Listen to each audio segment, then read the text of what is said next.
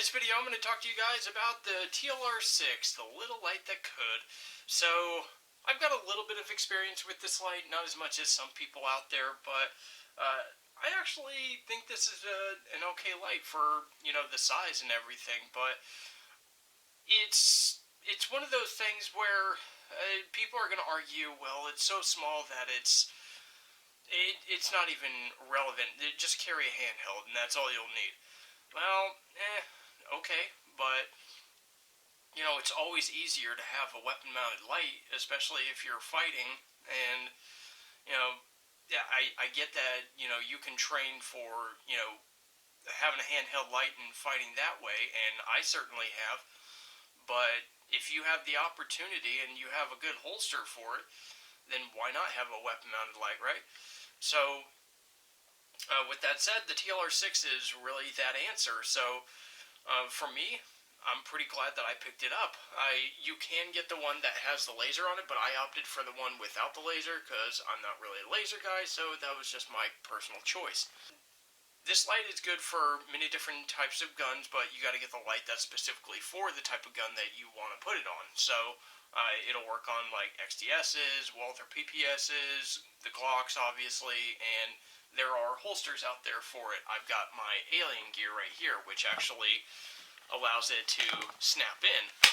It actually does snap in, and there's a little bulge right here where the actual control is, so it won't accidentally hit it. So that's actually a nice little feature there, and plus it's recessed a bit. So we'll get into that in a second.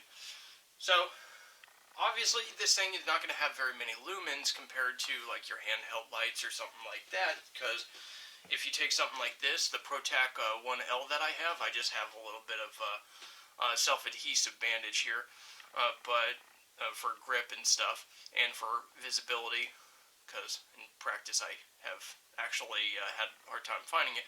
But this ProTac 1L is getting like 250, maybe 300 lumens if I put a rechargeable 123 in here. Not that much.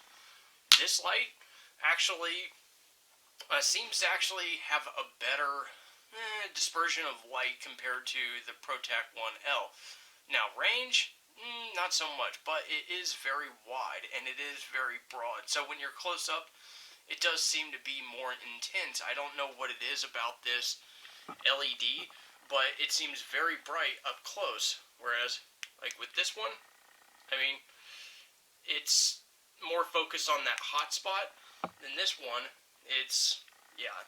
So it just seems like you're getting more than 100 lumens here in some cases, but yeah, it might also depend on the age of the light and everything, and how long of a battery you have left. Now, I've been using this for months. I have not changed out the battery yet.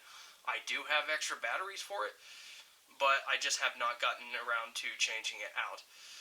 So this thing supposedly has 2 times the amount of lumens in it, but this one seems to be more intense. Kind of interesting. So lumens, yeah, it does matter, but at the same time, it's the quality of the light that matters, right? So just keep that in mind. So, as far as the controls, obviously you have ambidextrous buttons right here, and it has this channel to kind of guide your finger in and push that button. Now, I've had problems with actually reaching this when I get a proper grip out of the holster because I fall just a bit short, and I can't actually do it without, breaking my grip and going forward and hitting it. Which some people would say, okay, that's fine, at least you're getting the light on. Yes, if I'm having to fight one-handed, I get that. But if I'm not, I can simply do a transition where I guide my thumb forward, I follow basically my shooting thumb, grab, if I have a handheld light, deactivate the handheld light, and then follow the shooting thumb, and then activate the control there, and get down this channel and activate it. That's how I would use it. I would start with the handheld, and then when I have time, transfer over to activating the weapon-mounted light. But that's just my idea on things. Not everybody's going to follow suit on that, and that's absolutely fine. The assembly and disassembly is very easy. Changing out the battery is very easy, and it's not something that should necessarily rock out under recoil. Like the TLR7, the front bezel rocks out under recoil over time. So, yeah, that's kind of an issue to me. But that's really been my experience with Streamlight so far. It hasn't really been a positive one with the TLR7, but the TLR6 seems to be a pretty good option, and I'm pretty happy with it so far. Also, I'll note here, you can see that the actual lens is a bit recessed, and I do actually quite appreciate that because it does seem to keep it from getting that dirty. After firing about 100 rounds, it still does not obstruct the light all that much, so you're still good to go. So, anyways, I do recommend getting this light. If you want just the light, it's going to be less expensive than getting the light and the laser. I kind of see it pointless to get the laser as well, especially when you consider the fact that it's not exactly a long-range solution. But with that said, I appreciate you guys watching. Check out my article on this, link down below, and on my blog. And you guys have a good one.